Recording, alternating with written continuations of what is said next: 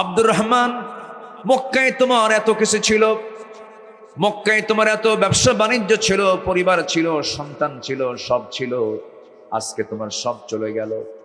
আজকে মদিনায় তুমি একাকী চলে এসেছো, তোমার কি কষ্ট হচ্ছে না? তুমি কি জানো আব্দুর রহমান, তোমার সুন্দর বাড়িটা আবু জেহেল দখল করে নিয়েছে। আমার নবীজির এমন কথায় চুল পরিমাণ তিনি ঘাবড়ালেন না। আব্দুর রহমান ইবনে আওফ বলছেন, ইয়া রাসূলুল্লাহি, আবু জেহেল দখল করেছে আমার বাড়ি, আর আমি দখল করতে চাই জান্নাতের বাড়ি।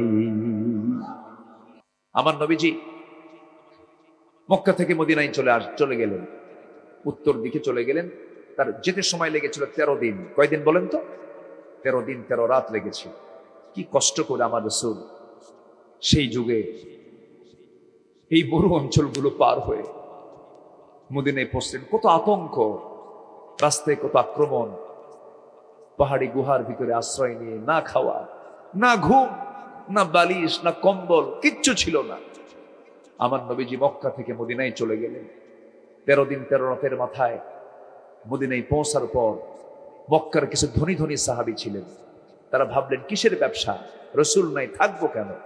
তারাও রওনা দিলেন। বউ ইসলাম কবরণে বউ থুয়ে চলে গেলেন, সন্তান ইসলাম কবরণে সন্তান থুয়ে চলে গেলেন। এর মধ্যে একজন অন্যতম সাহাবী ছিলেন আব্দুর রহমান ইবনে আওফ রাদিয়াল্লাহু তাআলা আনহু। তিনি মদিনায় পৌঁছে গেলেন। নবীজির কাছে দেখা হলো, সাথে দেখা হলো।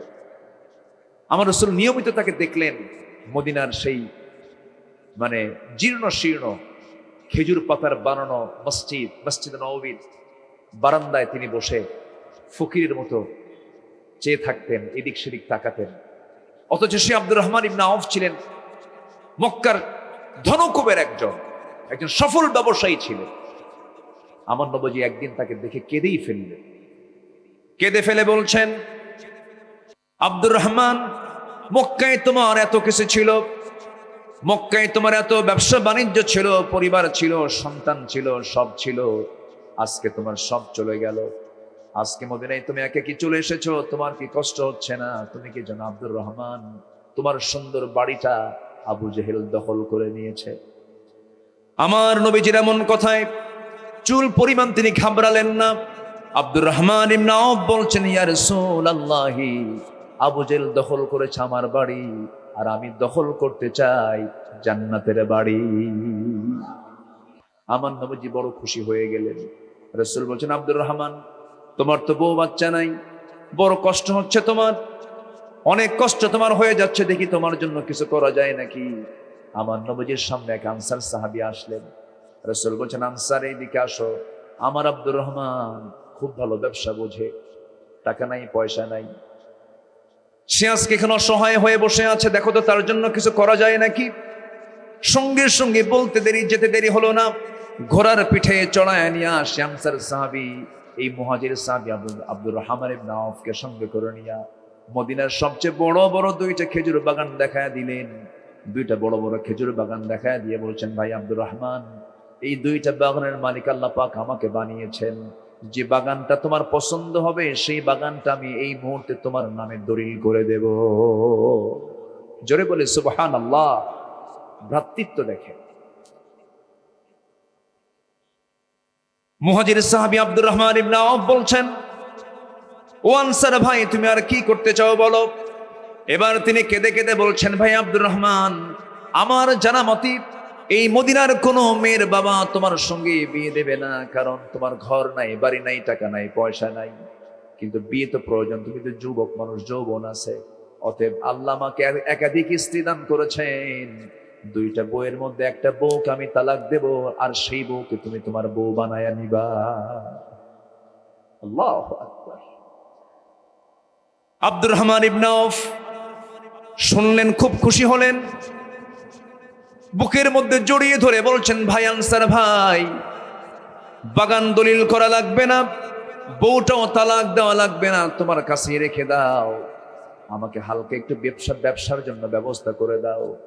সামান্য ক্যাশ দেওয়া হলো, বাজারে দেখিয়ে দেওয়া হলো, ব্যবসা করলেন, বাণিজ্য করলেন, কয়েক রতি সোনা কামাই হলো। যৌবন তো আছে, বিয়ের প্রয়োজন, বিয়ে করার জন্য একটা মেয়েকে দেখতে গেছেন, পছন্দ হয়ে গেছে, বিয়ে শাদী করে নিয়েছেন। 3-4 দিন পর নবীর দরবারে হাজির হয়েছেন। আমার রাসূল বলছেন, আব্দুর রহমান, সুন্দর পোশাক তোমার গায়ে দেখি, আবার সুন্দর সুন্দর ঘ্রাণ তোমার গা থেকে বের হতে দেখছি, চেহারার মধ্যে লাবণ্য ভাব চলে আসছে, খুব তোমার চেহারায় কোনো চিন্তার ছাপটা নাই, কেন যেন মনে হচ্ছে তুমি কিছু করছো নাকি। সঙ্গে সঙ্গে আব্দুর রহমান ইবনে আওফ বলছেন, হুজুর বিয়ে শাদী করেছি। আমার নবীজি মুস্কি হাসি মেরে বললেন, বিয়ে করলা তুমি, অথচ আমি দাওয়াত পেলাম না, এত কাছের মানুষ, হুজুর মনে ছিল না, কি ছিল না বলেন। তাহলে এরকম হয় কিনা বলেন, আজকে আমাদের মধ্যে হয় না এরকম?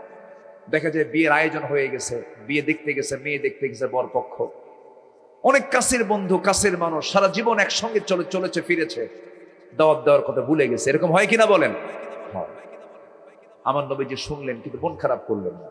বিয়ে তো দরকার, বলেন তো সমাজে বিয়ে দরকার না জেনা দরকার? বলেন, বিয়ে দরকার না জেনা দরকার? সহজ হওয়া দরকার কোনটা, বিয়ে না জেনা? বিয়েটা সহজ হওয়া দরকার, বিয়ে সহজ হওয়া দরকার, আর জেনাটা বন্ধ থাকা দরকার। আমার দেশে কোনটা সহজ বলেন? কোনটা সহজ? জেনাটাই সহজ, বিয়েটা কঠিন। 21 বছর 18 বছর বিভিন্ন বয়স লাগায়া, শর্ত জোড়ায়া, সাথে আরো কিছু, ছেলের ক্যাশ নাই, মঙ্গল গ্রহে অফিস নাই, আমেরিকায় তার বাড়ি নাই, কত শর্ত জড়িয়ে বিয়েটাকে আজকে জটিল করে দেওয়া হয়েছে। অথচ আমার নবী তার মেয়ে ফাতিমাকে বিয়ে দিয়েছেন। সবচাইতে কলিজার টুকরা মেয়ে নবীর কে ছিলেন? বলেন বলেন বলেন বলেন বলেন। ফাতিমা সবচেয়ে আদরের ছিলেন। 4টা মেয়ে, রুকাইয়া, জাইনাব, কুলসুম, ফাতিমা, কিন্তু 3 মেয়ের চাইতে এই মেয়েটাকে তিনি বেশি প্রায়োরিটি দিতেন, প্রাধান্য দিতেন, বেশি ভালোবাসতেন। অথচ সেই মেয়ে ফাতিমার জন্য ধন কুবেরের ধনী সাহাবীরা বিয়ের প্রস্তাব দেওয়ার পরও আমার নবীজি বললেন, না, আমার পছন্দের ছেলেটা এখনো আসে নাই, যার ঘর নাই, বাড়ি নাই, টাকা নাই, পয়সা নাই, কিচ্ছু নাই, আমি তাকে পছন্দ করেছি। কেউ তো সুবহানাল্লাহ বললেন না। জোরে বলি সুবহানাল্লাহ। তাহলে বিয়ের শর্ত কি? অর্থ, বিত্ত, টাকা, পয়সা না তাকওয়া? এগুলো তো আজকে বিদায় নিয়েছে, এগুলো নাই বললেই চলে। আমার নবীজি বিয়ে দিলেন। আমার নবীজি তো সম্পদ দেখলেন না, টাকা পয়সা দেখলেন না, দেখলেন তাকওয়া, দেখলেন খোদাভীতি। প্রত্যেকটা গার্জিয়ানের ভিতরে আল্লাহ পাক এমন চিন্তা লালন করার তৌফিক দান করুন। জোরে বলি আল্লাহুম্মা আমিন। বিয়েকে সহজ করে দিতে হবে। আজকের সামাজিক যে অবস্থা, এই সামাজিক অবস্থায় যৌবনকে যেন মিসগাইড হয়ে যেন অন্যদিকে না নিয়ে যায়, এর জন্য বাপ মাকে সর্বোচ্চ সতর্ক থাকার দরকার আছে না নাই? 10 মিনিটের সন্তান নষ্ট হয়ে যেতে পারে, আমরা সতর্ক থাকার চেষ্টা করব। জোরে বলি ইনশাআল্লাহ। আমার নবীজি বলেন, আব্দুর রহমান বিয়ে করছো, টাকা পাইছো কই? দায়িত্বশীল তো, রাসূল তো, তুমি টাকা পাইলা কোথায়? হুজুর ওই যে ব্যবসায় একটু যোগ দিছিলাম, আপনি বলে দিয়েছিলেন আনসার সাহাবী আমাকে কিছু অর্থ দিয়েছিল, ব্যবসা করে কিছু টাকা কামাই করছে, টাকা পাই বিয়ে করছে। আমার নবীজি খুব খুশি হলেন। খুশি হয়ে বলেন, আল্লাহ তুমি আমার আব্দুর রহমানের পরিবারে এবং ব্যবসায় বরকত দিয়ে ভরপুর করে দাও। যেরকম সুবহানাল্লাহ। আমার নবীর দোয়া কি মিস হয়? যে সাহাবী মক্কায় ধনী ছিলেন, তিনি মদিনায় এসে এমন ধনী হওয়া শুরু করলেন, যেটাতে হাত দেয় সেটাই সোনা হয়ে যায়, সেটাই মানে বরকতের চূড়ান্ত লেভেলে চলে যায়। এই আব্দুর রহমান ইবনে আওফ রাদিয়াল্লাহু তাআলা তাবুক অভিযানের দিন 3 বস্তা সোনা দান করেছিলেন। 3 বস্তা। তার ইন্তেকালের সময় 13 জন সন্তান তিনি রেখে যান। 13 জন সন্তানের মাঝে সোনা ভাগ করার সময় কুড়াল দিয়ে কেটে কেটে সোনা ভাগ করতে হয়েছে। কি দিয়ে বলেন তো? কুড়াল দিয়ে। আল্লাহ তাআলা বরকতে ধন্য করেছেন। এটার মূল কারণটা ছিল কি জানেন? ভ্রাতৃত্ব, ভালোবাসা, মোহাব্বতের কারণেই এটা হয়েছে, ঠিক কিনা বলেন? এই জন্য এই ভ্রাতৃত্ব আমরা বাড়াবো না কমাবো? বলেন কমাবো? বলেন কমাবো না বাড়াবো? বাড়াবো। ভ্রাতৃত্ব কখনো কমানো যাবে না, ভ্রাতৃত্ব বাড়াতে হবে। সাহাবে কেরামদের মধ্যে ভ্রাতৃত্ব এত গভীর ছিল যে শব্দ পর্যন্ত এক হয়ে যেত। কল্পনা করা যায়? তাদের চেতনা, তাদের চিন্তার সঙ্গে চিন্তা মিলে যেত। সম্মানিত ভাইয়েরা, আমার নবী ইন্তেকাল করেছে। বছর 2 পর হঠাৎ করে সাইয়েদনা আলী রাদিয়াল্লাহু আনহু একদিন স্বপ্নের মধ্যে দেখতে পান আমার নবীজি তার দরজায় হাজির হয়ে গেছে। আমার নবীজি সালাম দিয়ে বলছেন, আলী বহুদিন যাবৎ তোমার সঙ্গে সাক্ষাৎ হয় না, আজকে তোমার সঙ্গে সাক্ষাৎ করতে এসেছি। পাশে শুয়ে পড়লেন, শিওরে বসলেন, বসে বলছেন, আলী মুখটা ফাঁকা করো। ব্যাগের ভিতর থেকে অনেকগুলো খেজুরের মধ্যে থেকে একটা খেজুর 3টা আঙ্গুলে নিয়ে আস্তে করে তার মুখে ভরায়া দিলেন। একটা খেজুর খাওয়ায়া দিলেন তিনি মুখে নিয়ে।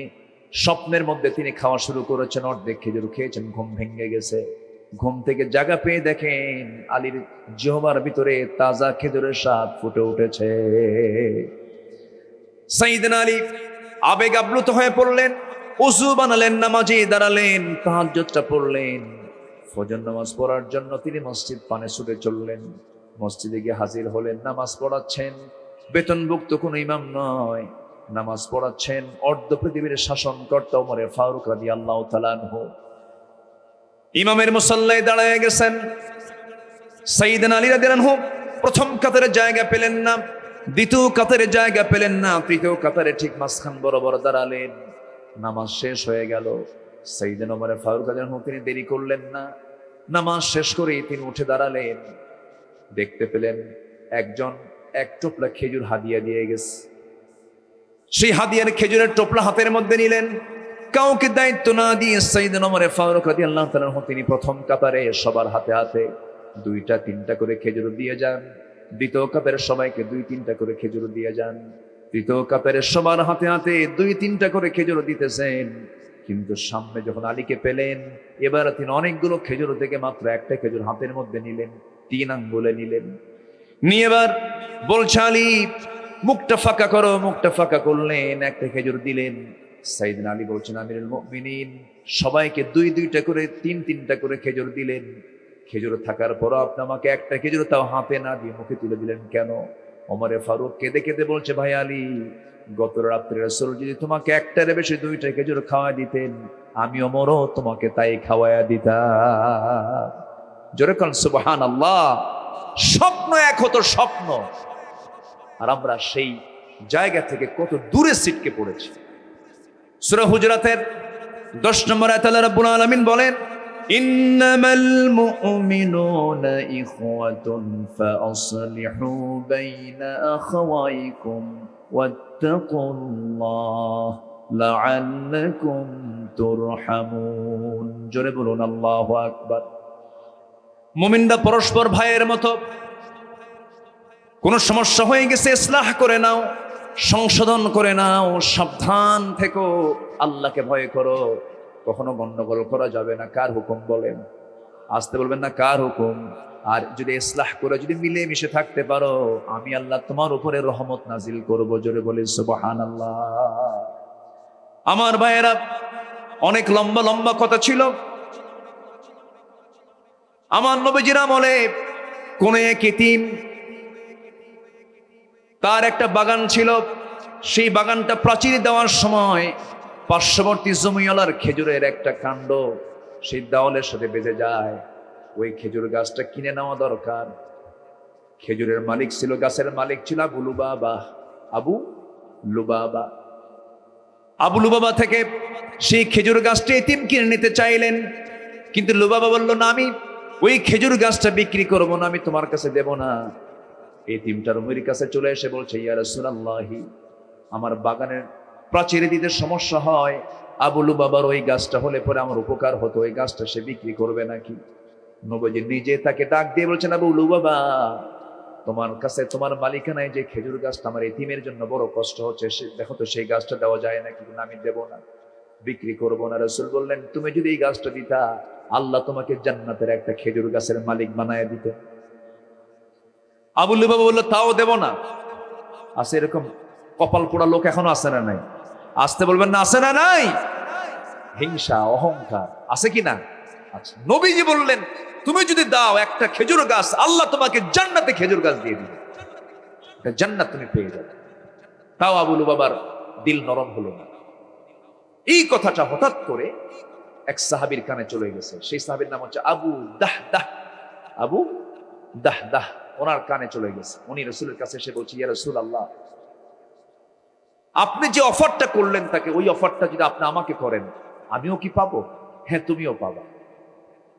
এখন এই আবু দাহদার লক্ষ্য হলো আমি কেমন করে এই খেজুর গাছটা কিনবো? আমি সেই আবু লুবাবার কাছে গিয়ে বলছে, তুমি আমাকে এই খেজুর গাছটা দিবা, কেন না বিক্রি করবো? তুমি কি চাও বলো? আমার একটা বাড়ি আছে এবং সেই বাড়িতে একটা কূপ আছে এবং চতুর্দিকে 700 খেজুরের গাছ আছে, 700, বিশাল বাগান সহ, আমার বাড়ি সহ, আমার কূপ সহ আমি তোমাকে দিয়ে দেবো, তুমি বিনিময়ে আমাকে ওই একটা খেজুর গাছ আমাকে দিও। যেরকম সুবহানাল্লাহ। এবার আবু লুবাবার লোভ ধরে গেছে, এতগুলো গাছ, বাড়ি সুদ্ধা সব দিয়ে দেবে, আর একটা গাছ আমি দেব না? দিয়ে একটা খেজুর গাছ নিয়ে এতিমকে বলেন, এতিম আমি তোমাকে এই গাছটা কিনে তোমাকে দিয়ে দিলাম। বিক্রি করে নিজের বাড়ির সামনে এসে বাহিরের অংশে দাঁড়িয়ে ভিতরে না গিয়ে স্ত্রী সন্তানদেরকে ডাক দিয়ে বলছে, কলিজার টুকরা সন্তানরা, আজকে আমি বড় ব্যবসা করেছি, এত সফল ব্যবসা আমার জীবনে হয় নাই। বাড়ি বিক্রি করে, সব বিক্রি করে জান্নাতের জায়গা কিনে নিয়েছি। যেরকম সুবহানাল্লাহ, জোরে বলুন সুবহানাল্লাহ। এখান থেকে একটা শিক্ষা হলো, ওই যে ওই যে অসহায় ছেলেটার বড় কষ্ট হচ্ছে, প্রাচীর দিতে পারছে না, তার উপকারে কে আসবে? ভাই তো হয়ে ভাই তার পাশে এগিয়ে যাবে, এটা একটা বিষয়। আরেকটা বিষয় হলো, ইমানদারদের মূল টার্গেট হলো কিসের মালিক হওয়া? বলেন কিসের মালিক হওয়া? কিসের মালিক হওয়া? জান্নাতের মালিক হয়ে যাওয়া।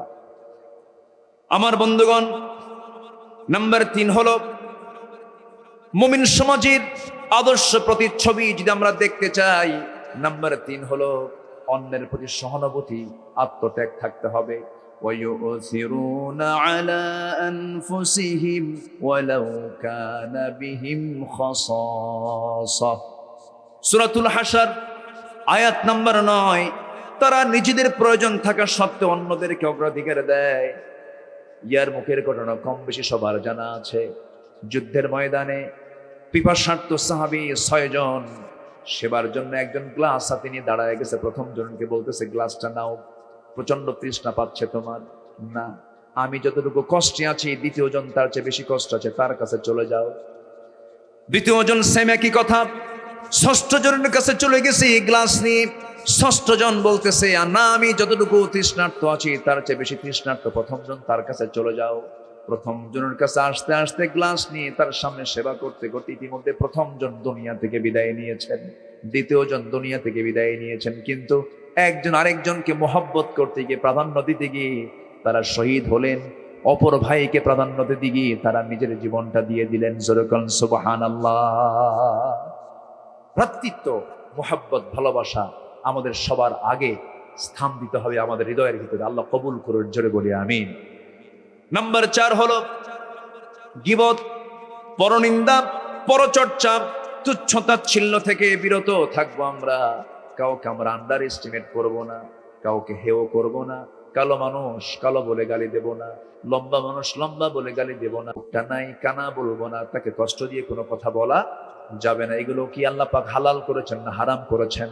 হারাম করেছেন। ওয়ালাকাদ কাররামনা বানি আদম।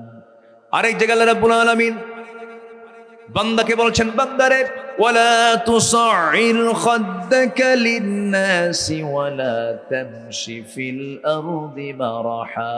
জোরে বলুন আল্লাহু আকবার।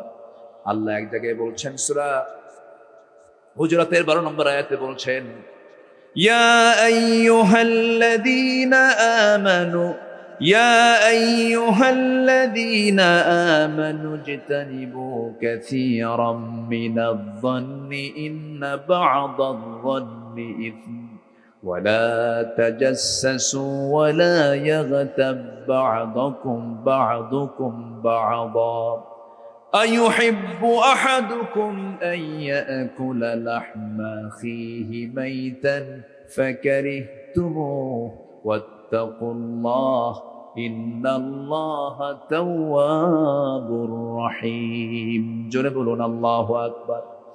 গীবত করো না, পরনিন্দা করো না, চগলখুরি করো না, একজনের দামের উপর আরেকজন দামাদামি করো না, কুধারণা করো না, হিংসা করো না। হিংসা করা যাবে নাকি? বলেন, হিংসা করা যাবে?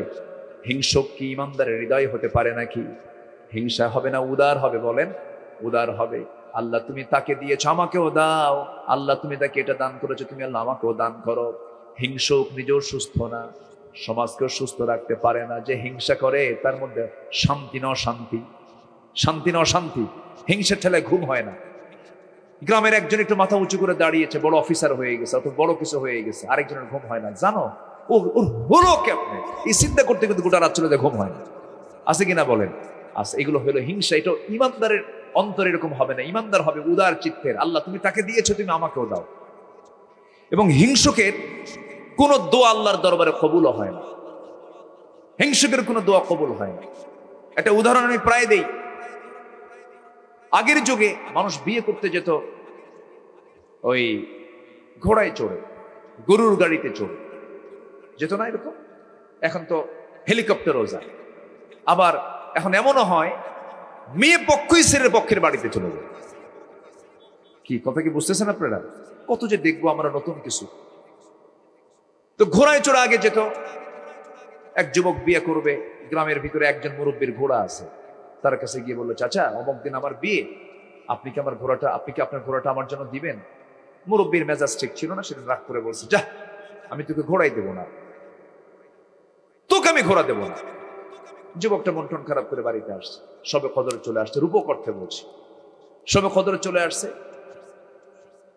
নামাজ পড়তে গেছে মসজিদে, তারাবি নামাজ শেষ, সব দোয়া শেষ কইরা দুহাত তুলে দোয়া করতেছে, আল্লাহ আজকের এই রাত্রিতে, বরকতময় রাত্রিতে আমার কোনো চাওয়া নাই পাওয়া নাই, আমার তোমার দরবারে একটাই দোয়া, ওই বুড়ার যেন ঘোড়া মরে। কি মরে? ঘোড়া যেন মরে। এই দোয়া করে চলে আসছে বাড়িতে। বাড়িতে এসে দেখে মা কান্দে। মার কান্না দেখে এখন ছেলে বলে, বাবা, মা তুমি কান্দো কেন? এর কারণটা কি? বাবা তোর গরু মরছে। কি মরছে বলেন? তোর গরু মরছে। বলেন তো দোয়া কি কবুল হয় নাই? হয়েছে। মালাকুল মউত আসছে। ঘোড়ার কাছে না গরুর কাছে? কার গরু? কার গরু বলেন? যে হিংসা করছে, যে দোয়া করেছে, যে হিংসা করেছে, হিংসার যন্ত্রণায় মরে হিংসুক নিজেই। যার জন্য হিংসা করা হয় তার চুল পরিমাণ কোনো ক্ষতি হয় না। আমরা হিংসা থেকে বাঁচবো, গীবত পরনিন্দা তুচ্ছ তাচ্ছিল্য থেকে আমরা বাঁচবো। সবাইকে আমরা সম্মান দিয়ে চলবো। জোরে বলি ইনশাআল্লাহ। মুমিন সমাজের আদর্শ প্রতিচ্ছবির ভিতরে চারটা আমি বলে দিলাম। নাম্বার 5, অন্যায় বিরোধ মীমাংসায় ভূমিকা রাখা। আমার নবীজির জীবনে দেখেন, হুনাইন যুদ্ধ শেষ হয়ে গেছে। হুনাইন, বদর যুদ্ধ, বদর, উহুদ, খন্দক, এরপরে হুনাইন যুদ্ধ, একটা ঐতিহাসিক যুদ্ধ। হুনাইন যুদ্ধের পরে মুসলমানদের অধীনে বেশ কিছু গনিমতের মাল আসলো, যুদ্ধলব্ধ মাল। এই যুদ্ধলব্ধ মালগুলো আসার পর ম্যাক্সিমাম আমার নবীজি করলেন কি, মুহাজিদেরকে দিয়ে দিলেন। কাদেরকে দিলেন বলেন তো? মুহাজির। সাহাবী দুরকম, একটা হচ্ছে মুহাজির, আরেকটা কারা? আনসার। আমার নবীজি মুহাজিদের কাছে যখন ম্যাক্সিমাম গনিমতের মালগুলো দিয়ে দিলেন, আনসার সাহাবীদের মধ্যে একটা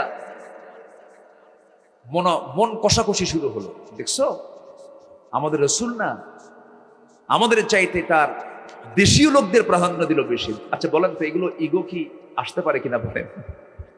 আসে, এগুলো কিন্তু এসে যায়। আমার নবীর সাহাবীরা যখন এরকম করে, আনসার সাহাবীরা যখন এরকম করে কথা বললেন এবং দুঃখিত এবং দুশ্চিন্তাগ্রস্ত যখন হচ্ছিলেন, আমার নবীজির কান পর্যন্ত কথাটা চলে আসলো। আমার নবীজি যখন শুনতে পেলেন, শোনার সঙ্গে সঙ্গে আমার নবীজি মনক্ষুণ্ণ হলেন না।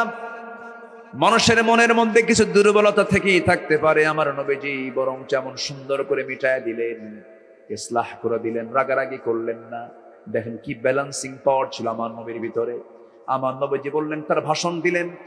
আমার নবীজি যে ভাষণটা দিলেন, আওয়াজাতুম ইয়া মা'শারাল আনসার ফি আনফুসিকুম ফি লাআতিন মিনাদ দুনিয়া তাল্লাফতু বিহা কওমান লিয়ুসলিমু ওয়াকালতুকুম ইলা ইসলামিকুম আলা তারদাউনা ইয়া মা'শারাল আনসার আইয়াযহাবান নাসু বিশ-শাতি ওয়াল বাঈদ ওয়া তারজিউ বিরাসূলিল্লাহি সাল্লাল্লাহু আলাইহি ওয়াসাল্লাম ইলা রিহালিকুম। আল্লাহু আকবার। আমার নবীজি বলছেন, সাহাবীরা শোনো, ও মদিনার আনসার সাহাবীরা শোনো, আমার মুহাজির সাহাবীরা তারা কেউ ছাগল নিয়ে যাচ্ছে, কেউ ভেড়া নিয়ে যাচ্ছে, উট দুম্বা নিয়ে যাচ্ছে, তাদের ঘরে নিয়ে যাচ্ছে। আর আমি রাসূল তোমাদের বাড়ির মেহমান হচ্ছি, তোমরা নিয়ে যাচ্ছ, আমি রাসূল আমাকে তোমাদের বাড়িতে নিয়ে যেতেছ। যেরকম সুবহানাল্লাহ। তাহলে কোনটা ভালো হলো বলেন তো? আমার মুহাজির সাহাবীরা নিয়ে যাচ্ছে ভেড়া, উট, দুম্বা, গনিমতের মাল, আর আমি রাসূল আমি তোমাদের বাড়িতে যাচ্ছি, নিজে তোমাদের বাড়িতে মেহমান হয়ে যাচ্ছি। তোমরা রাসূলকে চাও না, ভেড়া ভুড়া চাও। সাহাবীদের মন চাঙ্গা হয়ে গেল, তাই তো আমরা তো রাসূলকে পেলাম আমাদের ঘরে, আমাদের আর পাওয়ার কি থাকতে পারে। আমার নবীজি ইসলাহ করে দিলেন, ঠিকঠাক করে দিলেন। এই জন্য কোন ক্রাইসিস পিরিয়ডে ক্রাইসিস বাড়াতে হয় না ক্রাইসিস বন্ধ করে দিতে হয়? বন্ধ করে দিতে হয়, ক্রাইসিস রাখতে নেই। কিন্তু মুনাফিকরা ক্রাইসিস বৃদ্ধি করে, ফিতনা ফাসাদ বাড়িয়ে দেয়। আর আমাদের দায়িত্ব হচ্ছে কোন ক্রাইসিস পিরিয়ড আসলে পরে এটার সমাধান করতে হবে অত্যন্ত সুন্দরভাবে, সুচারুরূপে, ধৈর্যের মানসিকতা নিয়ে। আল্লাহ কবুল করুন, জোরে বলি আমিন। নাম্বার 6 হলো মুমিনদের মধ্যে ন্যায় এবং সত্যের দাওয়াত দেওয়া। মুমিন সমাজের প্রতিচ্ছবি হবে এমন কোরআনের আলোকে। ওয়াতাওয়াসাউ বিল হক ওয়াতাওয়াসাউ বিস সবর। নাম্বার 7 হলো তাকওয়ায় পারস্পরিক সহযোগিতা এবং মুমিন সমাজের প্রকৃত বন্ধন থাকতে হবে। আল্লাহ রাব্বুল আলামিন বলেন, ওয়াতাআওয়ানু আলাল বিররি ওয়াত তাকওয়া ওয়া লা তাআওয়ানু আলাল ইসমি ওয়াল উদওয়ান। জোরে বলুন আল্লাহু আকবার।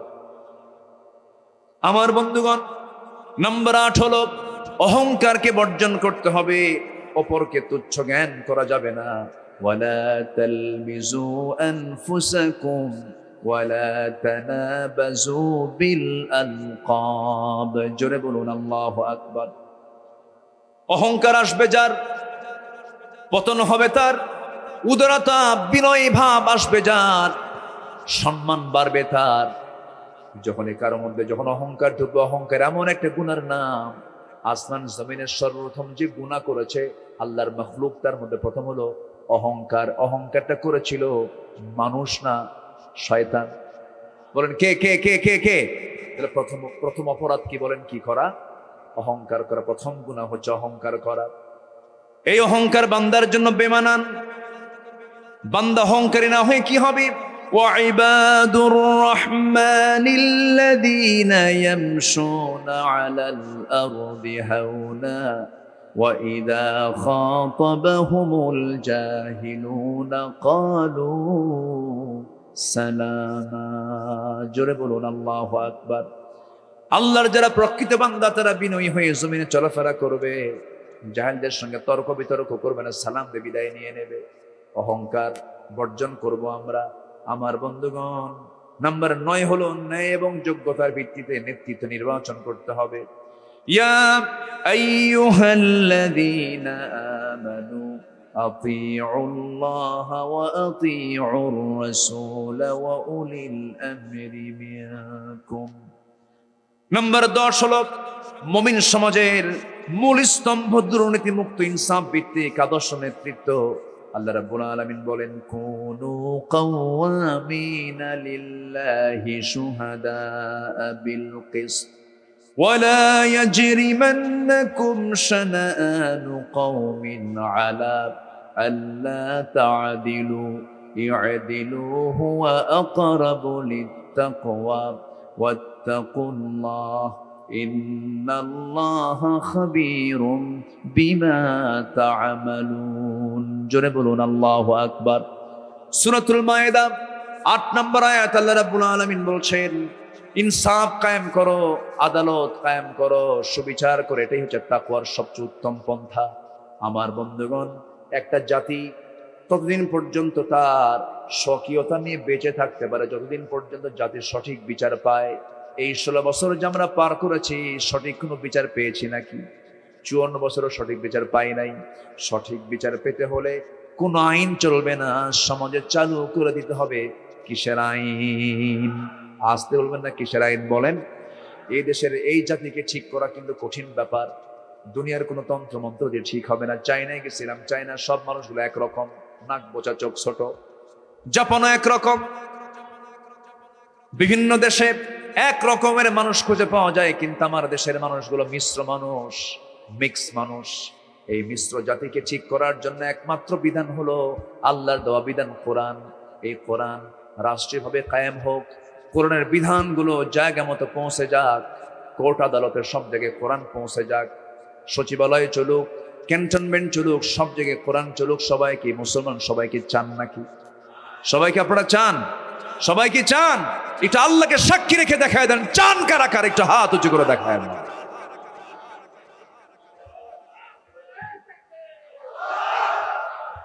সম্মানিত ভাইয়েরা, আমরা যত সিটকে পড়ব, আমরা যত বিচ্ছিন্ন থাকব, বাতিলরা আমাদের প্রতি আরো কেমন করে বিচ্ছিন্ন করা যায় এই চেষ্টায়, অপচেষ্টায় তারা লিপ্ত থাকবে। এজন্য আল্লাহ রাব্বুল আলামিন সূরা আলে ইমরানের 103 নম্বর আয়াতে ঈমানদারকে ডাক দিয়ে বলছেন, তোমরা আমার রজ্জুকে, আমি আল্লাহ আমার রশিটাকে শক্ত করে ধরো। হাবলিল্লাহ আয় হাবলুল কোরআন, কোরআনকে তোমরা শক্ত করে ধরো। একা না সবাই মিলে? বলেন, একা না সবাই মিলে? কার কথা? আসতে বলবেন না, কার কথা? আল্লাহর। এটা হুকুম। কিন্তু এর মাঝে আমাদের মাঝে মাঝে একটু আমরা মনটা খারাপ হয়ে যায়, যেটা বাস্তব। যেটা কিছু কিছু ফতুয়া সন্ত্রাসী আমরা লক্ষ্য করি, যেরকম জীবনের হুমকি দিয়ে ত্রাস সৃষ্টি করে একটা মহল, জানমালের হুমকি এসে যায়।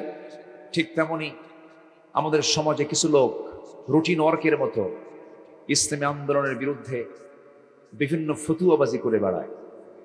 আসতে বলবেন না, ঠিক কিনা বলেন? এই যে ধরেন সামনে নির্বাচন আসতেছে, একটা মহল বলে আসতেছে গণতন্ত্র হারাম, নির্বাচন হারাম, ভোট দেওয়া হারাম, এটা হারাম, ওটা হারাম, ওটা হারাম। অথচ ওই লোকগুলো কিন্তু প্রচলিত আমার দেশের যে আইন, সে আইন কানুনগুলোকে মেনে চলছে, এদেশের টাকা ব্যবহার করছে, এদেশের রাস্তাঘাট ব্যবহার করছে, ট্যাক্স দিচ্ছে, ব্যাংক বিমা করছে। ওইদিকে বলছে এগুলো হারাম, এটা হারাম, ওটা হারাম, এটা করা যাবে না। অবশ্যই আমরা মনে করব এটার পেছনে একটা অপশক্তি লেগে আছে।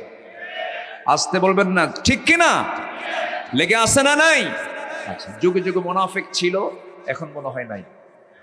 আসতে বলবেন না, আছে না নাই? আচ্ছা, ওই অপশক্তিগুলো তারা চায় কাঁটা দিয়ে কাঁটা তোলা।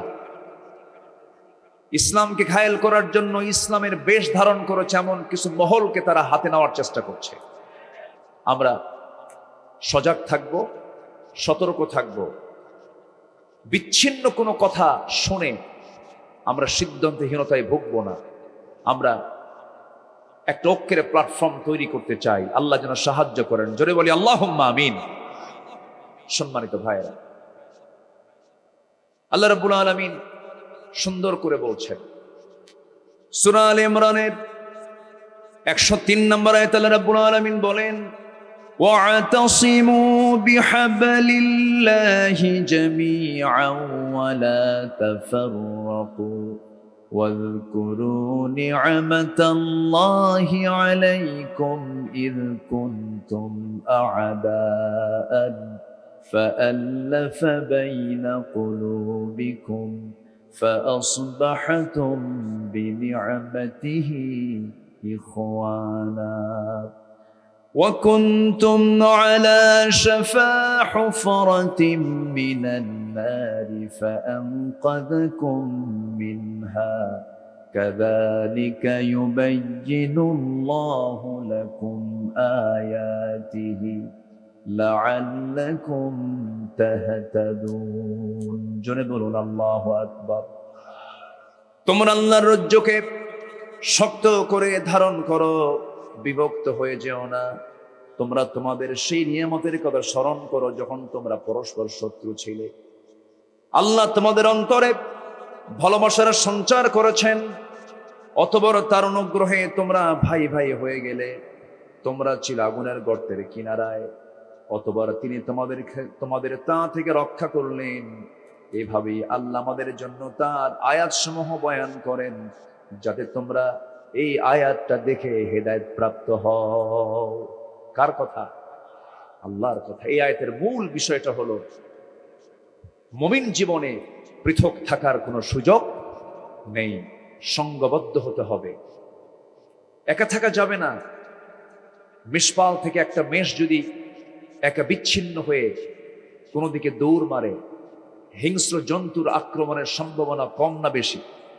বেশি। মুমিন জীবন কখনো ইনফিরাদি হয় না, মুমিন জীবন হতে হবে ইজতিমাঈ, সঙ্গবদ্ধ হতে হবে,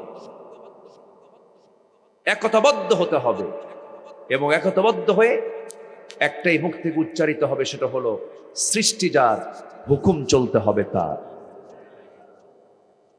আল্লাহ রাব্বুল আলামিন আরেক জায়গায় বলছেন কোন বান্দা সফল, কোন ব্যক্তিগুলো সফল হতে পারে। মহান রাব্বুল আলামিন বলেন, ওয়ালতাকুম মিনকুম উম্মাতুন ইয়াদউনা ইলাল খায়রি ওয়া ইয়া'মুরুনা বিল মা'রুফি ওয়া ইয়ানহাউনা আনিল মুনকার ওয়া উলাইকা হুমুল মুফলিহুন।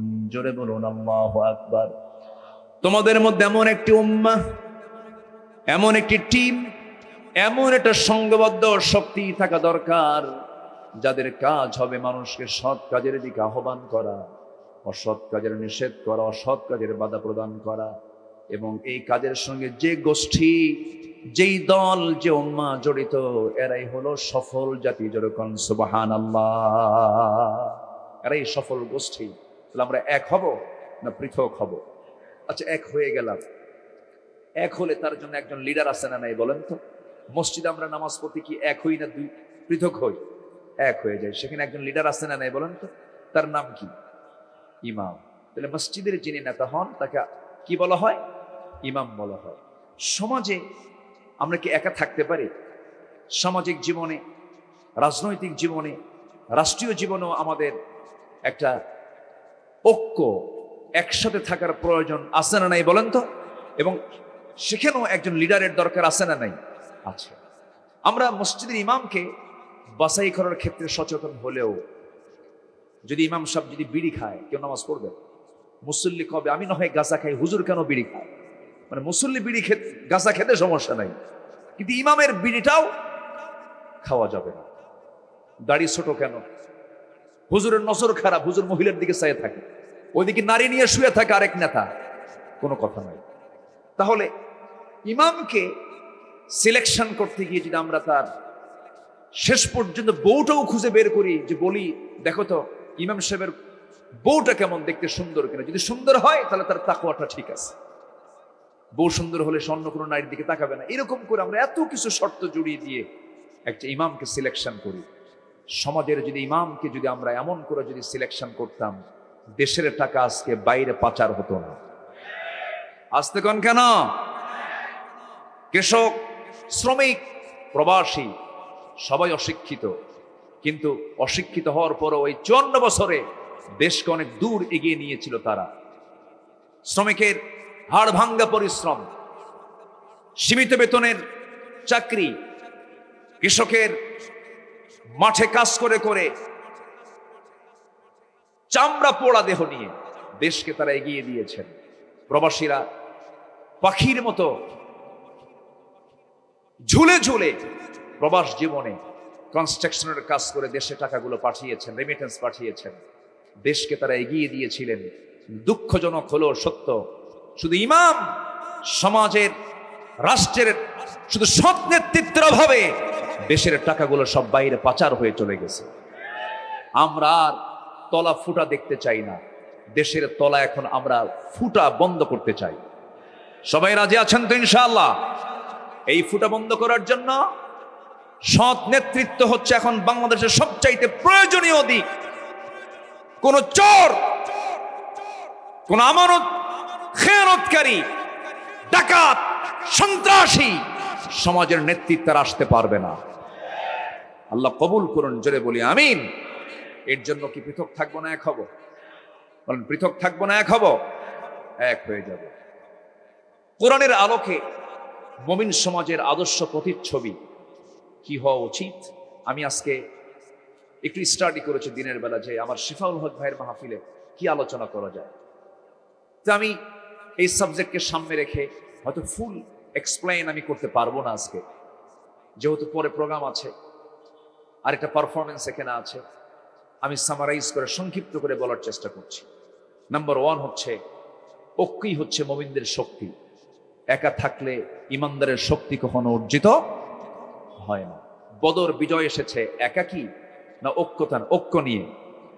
আচ্ছা, এরপরে মক্কা বিজয় হয়েছে একা না সবাই নিয়ে? সবাইকে নিয়ে। ইসলামের বিজয় কখনো একা হয়নি, একা হতেও পারে না, অবশ্যই ঐক্যের দরকার আছে। সম্মানিত ভাইয়েরা, আমার নবীজি মক্কা থেকে মদিনায় চলে গেলেন, 16 মাস চলে গেছে। কয় মাস? 16 মাস পর আমার নবীজি একদিন মসজিদে কিবলাতাইনে নামাজ পড়ছিলেন। তিনি নামাজ পড়তে নিয়ে আমার নবীজির মন চাচ্ছিল, আহারে আমি বাইতুল আকসার দিক হয়ে নামাজটা পড়াচ্ছি, যদি আমার কেবলা যদি হারাম হতো, আমার কেবলা যদি কাবার দিকটা হতো, আমার চিত্ত প্রশান্ত হতো, আমার চিত্তের খোরাক মিটে যেত, আমার মনটা প্রশান্তিতে ভরে উঠত। নবীজির বারবার মন চাচ্ছিল আমার কেবলা যেন আমার উল্টা হয়। বাইতুল আকসা হলো একদিক, তার পুরো উল্টা দিক হলো বাইতুল হারাম। আমার নবীজি 4 রাকাতের 2 রাকাত নামাজও পড়েছেন। আমার নবীজির মনের যে চাওয়া, মনের যা ক্ষতি, আমার আল্লাহ দেরি করলেন না। নামাজের মধ্যে না হতেই আল্লাহ রাব্বুল আলামিন জানায় দিচ্ছেন, ক্বাদ নারা তাকাল্লুবা ওয়াজহিকা ফিস সামা ফালানুওয়াল্লিয়ান্নাকা কিবলাতান তারদাহা ফাওয়াল্লি ওয়াজহাকা শাতরাল মাসজিদিল হারাম। জোরে বলুন আল্লাহু আকবার। আমার নবীজি করলেন কি? 2 রাকাত নামাজ বাইতুল আকসা মুখী হয়ে পড়লেন, বাকি 2 রাকাত নামাজ বাইতুল হারাম হয়ে পড়লেন। আমার নবীজির প্রশান্ত চিত্তটা প্রশান্ত হয়ে গেল। আমার নবীজি ঘুরে দাঁড়ালেন, কোন সাহাবী কি অভিযোগ করেছেন নাকি? আমার নবীজির ভিতরে, সাহাবীদের ভিতরে তো কিছু ইহুদিও ছিল, ইহুদি থেকে মুসলিম হয়েছে, যেমন সালমান ফার্সি রাদিয়াল্লাহু তাআলা আনহু, পারস্যের মানুষ ছিলেন। তিনি অনেক ধর্ম পালন করেছিলেন, দীর্ঘ হায়াত পেয়েছিলেন সালমান ফার্সি রাদিয়াল্লাহু তাআলা আনহু। খ্রিস্টান ছিলেন, অগ্নি উপাসক ছিলেন, বিভিন্ন ধর্মকে তিনি রিসার্চ করেছেন। সর্বশেষ যখন তিনি আগের কিতাবের মধ্যে পেয়ে গেলেন আখিরে জামানের পয়গম্বর তিনি মদিনায় আসবেন, মক্কায় আসবেন, দ্বীনের প্রচার করবেন, সে তথ্য তিনি পেয়ে গেলেন। নবীজিকে খুঁজে খুঁজে বের করে আমার নবীর সামনে দাঁড়ালেন। আমার নবীকে দেখে পিছন দিকে চলে আসলেন। এবার বলছেন, আপনার পিঠের চাদরটা আপনি সরায় ফেলুন। আমার নবীর পিঠের চাদরটা সরায় দেওয়া মাত্রই সিলমোহর, নবুয়তের সিল, মোহরের নবুয়তটা যখন ওপেন হয়ে গেছে, কালো চিহ্নিত মোহরের সিলটা যখন দেখতে পেয়েছেন, দৌড় মেরে এসে সালমান ফার্সি চুমো খেলেন আর পরে ফেললেন, আশহাদু আল্লা ইলাহা ইল্লাল্লাহু ওয়াহদাহু লা শারীকা লাহু ওয়া আশহাদু আন্না মুহাম্মাদান আবদুহু ওয়া রাসূলুহু। বিভিন্ন ধর্ম থেকে আসা লোকগুলো বায়াত গ্রহণ করেছেন। কেউ এই আয়াত নাযিলের সঙ্গে সঙ্গে কেউ টু বাক্য উচ্চারণ করে নাই, কেউ কোনো প্রকার আপত্তি তোলে নাই। কারণ নেতার আনুগত্য করা কি বলেন? ফরজ। নেতার আনুগত্য করা কি ফরজ। যদি সে হুকুমটা হয়, কার হুকুম? আসতে বলবেন না, কার হুকুম? আতিউল্লাহ ওয়া আতিউর রাসূল ওয়া উলিল আমরি মিনকুম فإن تنازعتم في شيء فردوه إلى الله والرسول। জোরে বলুন আল্লাহু আকবার। নেতার আনুগত্য আমি কতক্ষণ করব? আল্লাহ এবং নবীর আনুগত্য হবে নিঃশর্ত, কোনো শর্ত নাই। কিন্তু নবীর পরে আমি যাকে নেতা বানাবো তিনি আমার ততক্ষণ নেতা হবেন যতক্ষণ তিনি আল্লাহ এবং রসুলকে মেনে চলবেন। যতক্ষণ মানবেন ততক্ষণ মানবো, যখন মানবেন না তখন ফিরে যাব আবার আল্লাহ নবীর দিকে। কার কথা? কার কথা? আল্লাহর কথা। তাহলে যে নেতার আমি আনুগত্য করবো, একটা বিষয় ক্লিয়ার হয়ে গেল, সেই নেতার আনুগত্যের শর্ত হচ্ছে ওই নেতাকে অবশ্যই আনুগত্য করতে হবে। কার আনুগত্য থাকতে হবে? তার ভিতরে মুহাম্মদ সাল্লাল্লাহু আলাইহি ওয়াসাল্লাম। সম্মানিত ভাইরা, মুমিন জীবনের প্রতিচ্ছবি, মুমিন সমাজের প্রতিচ্ছবি কেমন হওয়া উচিত? এক, চলে গেল, ঐক্যই হচ্ছে মুমিনদের একমাত্র শক্তি। নাম্বার 2 হলো মুমিনদের মাঝে দৃঢ় ভ্রাতৃত্বের বন্ধন তৈরি করতে হবে। সম্পর্কের কোনো টানা পোড়েন থাকা যাবে না। আল মুসলিম আখুল মুসলিম, আল মুসলিমু মান সালিমা আল মুসলিমুনা বিল লিসানিহি ওয়া ইয়াদিহি।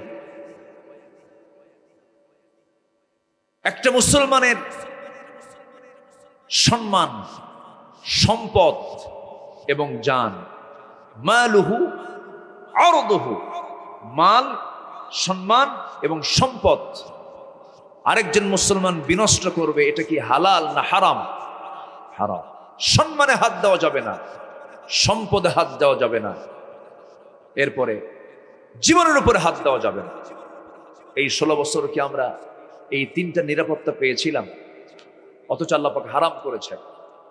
সম্মান নিয়ে খেলো না, কারো সম্পদ নিয়ে খেলো না, এবং কারো জীবন নিয়ে খেলো না। এই 3টা নিরাপত্তা বিগত 16 বছর এই জাতি পায়নি। আল্লামা সাঈদীর মতো মানুষকে তিলে তিলে, কোরআনের মাঠে থাকা একজন মানুষকে একটা ছোট্ট জায়গায় 4 শিকের দেওয়ালে বন্দি রেখে এই জাতিকে বিশাল বড় নিয়ামত থেকে বঞ্চিত রাখা হয়েছিল। অপমান করার চেষ্টা করা হয়েছিল, তার সম্মান হানি করার চেষ্টা করা হয়েছিল, কিন্তু সম্মান হানি করতে গিয়ে তারাই অপদস্থ হচ্ছে আজকে। ঠিক কিনা বলেন? সম্পদ দিয়ে কি করবেন? বিশাল টাকার মালিক, সম্পদের পাহাড়, এদেশের ধনকুবের, টপ লিস্টেড ধনী, বেক্সিমকো গ্রুপের মালিক, মাথার চুল থেকে নিয়ে জুতা পর্যন্ত সবই সাদা। তাকে দেখলে মনে হতো যেন জিব্রাইল আসমান থেকে নামলো। এত সুন্দর সুরত, মুখের দাড়িও সাদা ছিল। এই লোকটা ইসলামের বিরুদ্ধে যত ভূমিকা রেখেছিল, আল্লাহ তাআলা শেষ পর্যন্ত আল্লামা সাঈদীর কথাই কবুল করে নিয়েছেন। আল্লাহ, আমার ইজ্জত নিয়ে যারা বাড়াবাড়ি করেছে, বেইজ্জত করার অপচেষ্টা যারা করেছে, আল্লাহ তুমি তাদেরকে জাতির সামনে ন্যাংটা করে দাও। আল্লাহ পাক উলঙ্গ করে দিয়েছেন। মুখের দাড়িটা রেখেছিল মেকি, জাস্ট অভিনয়, এটা অভিনয় ছিল। তার প্রমাণ, বাঁচার জন্য নবীর সুন্নাত দাড়ি পর্যন্ত সে কেটে ফেলেছিল। জানেন না আপনারা? জানেন না? কেটেছিল বাঁচার জন্য। পাঞ্জাবি খুলে গেঞ্জি পড়েছে, পাজামা খুলে লুঙ্গি পড়েছে, মাথার চুল কালো বানায়া ভুল করে আবার নৌকায় চড়ছে। আবার কোথায় চড়ছে? নৌকায় চড়েছে। কোস্টগার্ড ধরে ফেলেছে আইনমন্ত্রীকে। আইনমন্ত্রী বলে, আমার একা নিয়ে যাও কেন? আমি কি একা আসছি? আমি তো জামাতের সাথে আসছি। কিসের সাথে বলেন? জামাত ছাড়া উপায় নাই, জামাতের সাথে আসছি। কে?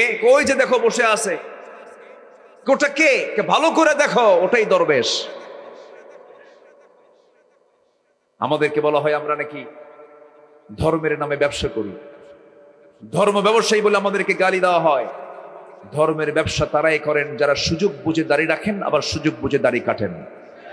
নির্বাচন আসলে মাথায় টুপি পড়েন, নির্বাচন গেলে টুপি ছেড়ে সন্ত্রাসী কার্যক্রম শুরু করে দেয়। ওগুলো আমরা করি না, আমরা সারা বছর টুপি পরি। আমাদের রাজনৈতিক প্ল্যাটফর্ম হচ্ছে ইসলাম। রাজনৈতিক প্ল্যাটফর্ম কি বলেন?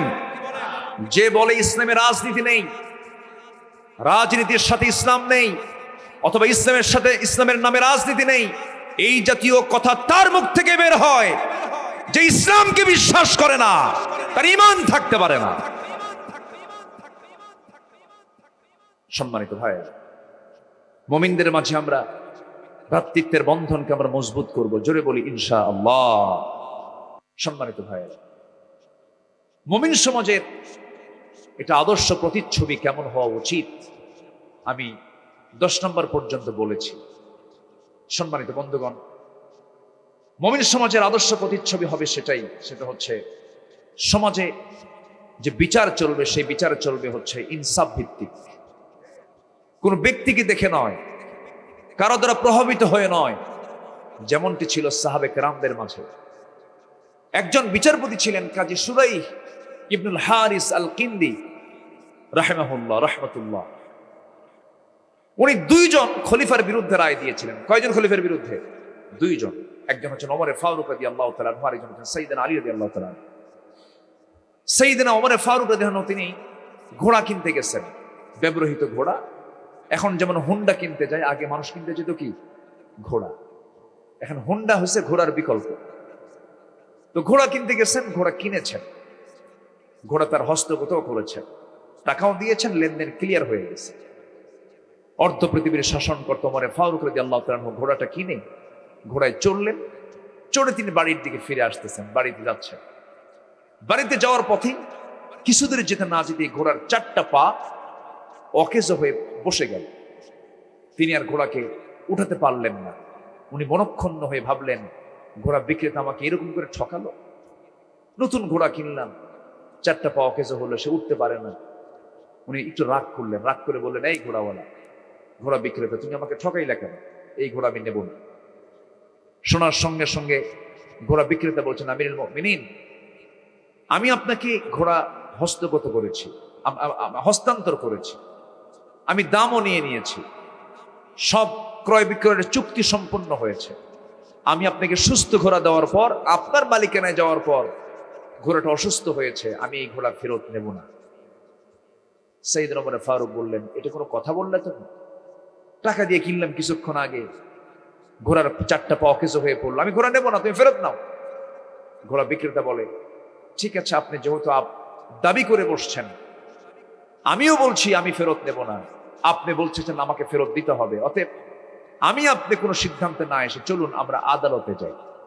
কোথায় যাই বলেন তো? আদালতে যাই।